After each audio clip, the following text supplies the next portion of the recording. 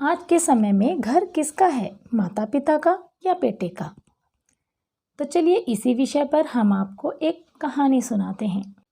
पापा, नया घर बिल्कुल तैयार हो चुका है। सोच रहा हूँ कि वहाँ दिवाली पर शिफ्ट कर लूँ।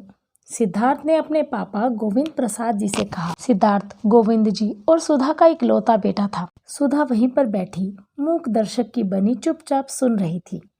पिछले कुछ दिनों से उसने किसी भी बात पर रिएक्ट करना छोड़ दिया था। नए घर की उमंग में सिद्धार्थ और उसकी पत्नी रिया दोनों बेहद खुश थे। सिद्धार्थ बहुत बड़ा अफसर है। रिया भी अमीर खानदान से ताल्लुक़ रखती है। गोविंद जी ने अपने घर को बहुत चाव से बनवाया था। कोठी, बाग बगीचा सब कुछ था। परंतु जब सिद्धार्थ ने कहा कि उसने भी एक घर का सपना देखा है, अपने घर का, ये सुनकर गोविंद जी आश्चर्यचकित रह गए थे। अपना घर? तो ये किसका घर है? नहीं पापा, ये घर आपका है। मैं अपने घर को अपनी मेहनत से बनाना चाहता हूँ। फिर उसने उनसे कुछ पूछने की ज़रूरत नहीं समझी। सब कुछ रिया और उसकी मर्जी से होने लगा था। बीच बीच में सिद्धार्थ उनसे सलाह ले लिया करता था। जबरन उन्हें 2-3 बार साइट पर भी ले गया।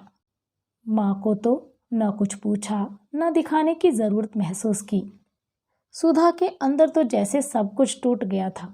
जिस बेटे को उसने जान से भी ज़्यादा प्यार किया था, उसने एक तरह से उसका तिरस्कार कर दिया था। तिरस्कार बोलकर ही नहीं, चुप रहकर भी किया जा सकता है। सुधा महसूस कर सकती थी, रिया ने बहू के रूप में कभी उन्हें कोई तकलीफ नहीं दी। अमीर घर की बेटी होने के बावजूद उसका व्यवहार बेहद संस्कारी और संयमित था। 5 साल का गोलू और रिया घर की रौनक थे। सुधा ने कभी भी रिया के साथ बुरा बर्ताव नहीं किया था। गोलू में तो सुधा की जान बसती थी, पर सुधा बेटे के व्यवहार से बहुत आहत हो गई थी। कभी कभी गोविंद जी से अकेले में बात करते हुए पूछती कि ये मुझे मेरे किन पापों का फल मिला है। एक ही बेटा, वह भी घर छोड़कर चला जाएगा। गोलू और रिया, ये कहकर उसके आंसू निकल आते हैं। मैंने तो अपने सास ससुर की दिल से सेवा की, कभी उनका दिल नहीं दुखाया। अम्मा जी ने तो अंतिम समय में मेरे सिर पर हाथ रखकर आशीर्वाद दिया था, ईश्वर हमेशा तुझे खुशी देंगे। फिर पता नहीं हमारे परिवार को किसकी बद्दुआ लग गई। धीरे धीरे दुख मनाकर उसने अपने दिल को समझा लिया था। गोविंद जी उसे समझाते कि तुम्हारा जब मन करे वहाँ चली जाना। बेटे की तरक्की पर दुख नहीं मनाते, खुश होते हैं। रिया और सिद्धार्थ एक एक चीज़ें चुन चुन कर ला रहे थे। गोविंद जी को बेटे से दूर होने का दुख था, पर उन्होंने जाहिर नहीं किया। वे उसे महसूस कराते कि वो उनकी खुशी में खुश हैं। आज धनतेरस है। गृह प्रवेश की सारी तैयारियां हो चुकी थीं। सिद्धार्थ और रिया एक नए घर की खुशी में बेहद उत्साहित थे। सिद्धार्थ सुबह सुबह नए कपड़े लेकर माँ पापा के रूम में आया। पापा के लिए खूबसूरत सिल्क का कुर्ता, बंद गले की जैकेट के साथ, और माँ के लिए बेहद सुंदर सिल्क की साड़ी, मम्मी के पसंदीदा हरे लाल रंग की।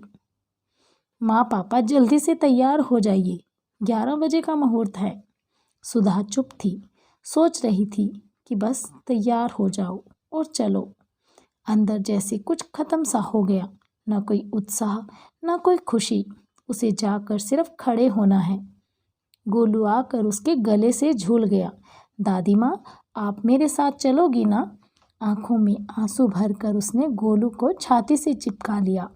सुधा गाड़ी में पूरे रास्ते भर चुप थी। जिस दिन भूमि पूजन हुआ था, उसके बाद आज वो घर देखने जा रही थी। गाड़ी से उतरते ही सामने बेटे की कोठी को सिर उठाकर देखा तो दंग रह गई। बहुत खूबसूरत, आधुनिक तरीके से डिज़ाइन की गई। आओ माँ। बेटे ने माँ का हाथ पकड़ लिया। महीनों बाद उसने कुछ कहा। सुधा सोच रही थी कि आज नए घर की उमंग में अपनी माँ से अबोला खत्म कर रहा है। घर के मेन गेट पर नेम प्लेट देखकर सुधा स्तब्ध हो गई। सुधा गोविंद निवास। उसका दिल बहुत तेजी से धड़क उठा। बेटा माँ के चेहरे के भाव पढ़ने की कोशिश कर रहा था। अंदर रिया खड़ी मुस्कुराई। आइए माँ, आपके नए घर में आपका स्वागत है। ये लीजिए आपकी अमानत। रिया ने घर की चाबियाँ सुधा के हाथ में रख दी। बेटे ने माँ का हाथ चूम लिया। माँ, अपने नए घर में भगवान के लिए भोग अपने हाथ से बनाओ, पर प्रसाद मेरी पसंद का होगा। सुधा समझ ही नहीं पा रही थी क्या बनाऊं। सुधा की आंखों से आंसू टपक पड़े। हलवा बनाऊंगी, मेरे कान्हा जी की और तेरी पसंद का। पहले अपना और पापा का रूम देख लो माँ। सुधा को लगभग खींचते हुए रूम में ले गया। सुधा देख रही थी उस रूम में सब कुछ उसकी पसंद का है। पापा के लिए रॉकिंग चेयर, उसके लिए सामने से खुलने वाली खिड़की, सुबह सुबह सूर्य की पहली किरण के दर्शन, सूर्य भगवान को नमन करना, ये उसका सपना था जिसे वह कभी सिद्धार्थ से कहा करती थी। बाहर तुलसी जी का चौरा, जैसा वो हमेशा चाहती थी। अरे, ये तो उसका लगाया हुआ मनी प्लांट है। इसके लिए वह कितनी परेशान हुई थी। माली ने उसे उखाड़ कर गुलदाउदी लगा दिया था तो उसने माली को कितना डांटा था। तो मेरे बच्चे को सब कुछ याद था। उसका मन पुलकित हो उठा। कमरे की एक एक चीज को छूकर देखती। माँ, आपने क्या सोचा था? आपका राजा बेटा आपके बिना खुश रहेगा? रिया मुस्कुराती हुई कह उठी। माँ, आपका बेटा तो मेरे गोलू से भी छोटा है। सिद्धार्थ ने सुधा को बाहों में समेट लिया। आपके संस्कार इतने कमज़ोर नहीं हैं। आपने क्या सोचा कि आपका बेटा आपको और पापा को यूं ही अकेला छोड़ देगा? नहीं माँ, वो घर मेरा है जो पापा ने मुझे दिया, और ये घर आप दोनों का है जो मैंने आपको दिया है। गोविंद जी आश्चर्यचकित थे। पर बेटा, परिवार तो 2 हिस्सों में बंट जाएगा ना? कैसे बंटेगा पापा? ये घर मेरे ऑफिस के पास है, इसीलिए वर्किंग डे पर यहाँ रहेंगे और वीकेंड पर वहाँ। मैं दादी माँ के पास ही सोऊंगा।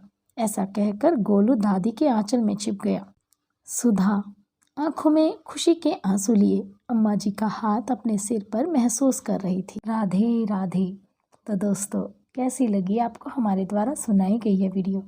हमें कमेंट बॉक्स में कमेंट कर ज़रूर बताइएगा ये कहानी आपके दिल को कितना छू गई। यदि आपको हमारी सुनाई गई ये कहानी थोड़ी सी भी पसंद आई है तो प्लीज़ इसे ज़्यादा से ज़्यादा शेयर ज़रूर करें। आप सभी का अपना ढेर सारा प्यार हमें देने के लिए बहुत बहुत धन्यवाद। और भी ऐसी ही दिल को छू लेने वाली कहानियाँ सुनने के लिए हमारे चैनल को सब्सक्राइब करें, वीडियो को लाइक करें।